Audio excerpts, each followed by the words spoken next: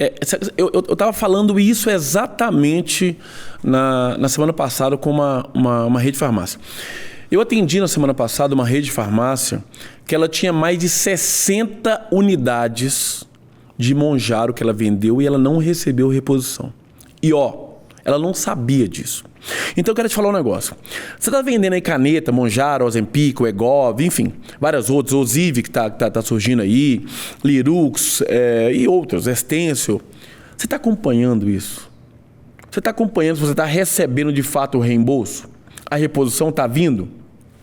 Está acompanhando, está vindo, beleza. Agora, se você não está vindo, presta atenção que eu vou falar aqui. Presta bem atenção nisso.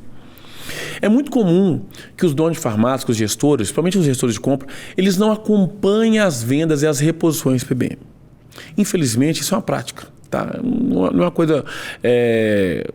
Infelizmente, não é uma coisa banal. Isso é uma coisa que acontece frequentemente. Por quê? Muitas pessoas associam um PBM quando for só a venda. Eu vou vender medicamento com desconto. Lembra que a gente já até falou em outros momentos que o PBM não é para vender medicamentos apenas com desconto, vai além, vai um relacionamento, enfim. Então, o gestor acredita que ele tem que vender o PBM com desconto. Então, ele acha que o PBM é só vender. Aí, o que ele faz? Ele vai lá e vende o produto, ele vende e esquece de conferir se recebeu a reposição. Se você não está entendendo nada que eu falei aqui, você sabe que a gente tem vários conteúdos lá no YouTube, inclusive eu já falei isso aqui, e lá a gente tem conteúdo falando sobre reposição, como é que funciona, o que é, tá? E se a pessoa também quiser aprofundar mais, que eu não vou aprofundar aqui na sua pergunta, mas se a pessoa quiser aprofundar mais no Desmistificando PBM, nós temos um treinamento chamado Desmistificando PBM, a gente fala muito sobre isso lá, sobre ciclo, eu explico, eu mostro, eu demonstro, falo sobre lucratividade de reposição, então isso é muito importante, tá? Mas aqui eu quero entender o seguinte, se você é gestor, você não analisa a reposição, você pode estar tendo muito prejuízo. Nesse exemplo que eu falei, 60 unidades de Monjaro em uma unidade só da rede de farmácia, dá mais ou menos R$70 mil parado de um produto apenas. Os produtos, as canetas emagrecedoras principalmente, ou os análogos aí de GLP-1, eles estão faltando algumas vezes no mercado, né? Estão faltando alguns produtos desses no mercado. E isso pode acontecer. Mas você, como gestor, tem que analisar. Então, eu falo isso com os donos de farmácia. Você tem que analisar a sua reposição. Se você analisou a reposição, não chegou, qual é o motivo que essa reposição não está chegando para você? Tem que saber tratar, tem que analisar o caso. Então, vender as canetas é extremamente importante, porque elas correspondem hoje a um faturamento muito grande em relação ao PBM. Mas receber a caneta é mais importante. Eu costumo falar que vender PBM é o primeiro passo. Receber é a parte mais importante. Por quê?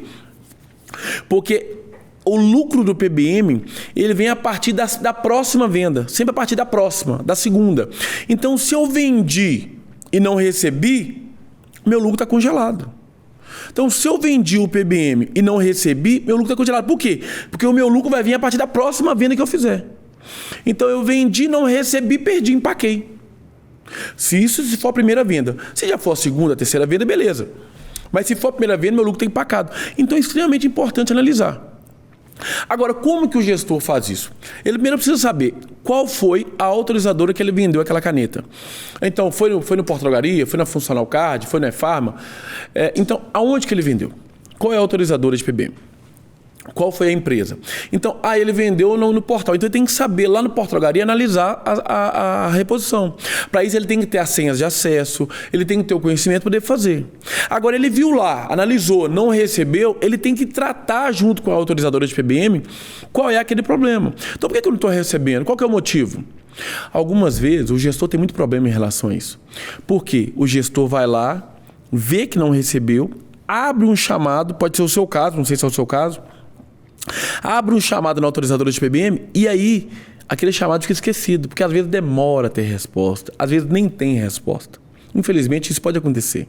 Às vezes se perde na resposta, porque às vezes o gestor também tem muita tarefa, você tem muita tarefa.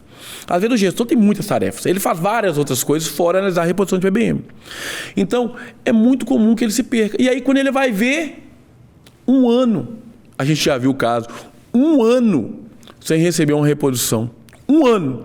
Aí quando recebeu, porque a farmácia entrou na nossa assessoria, aí a gente viu que não tinha, a gente abriu o chamado, a gente acompanhou. O nosso serviço de assessoria PBM, ele tem muito disso. A gente analisa, recorre e acompanha o suporte, né? Quando a gente foi ver, aí a loja recebeu 14 unidades de Ozempic de um ano parado.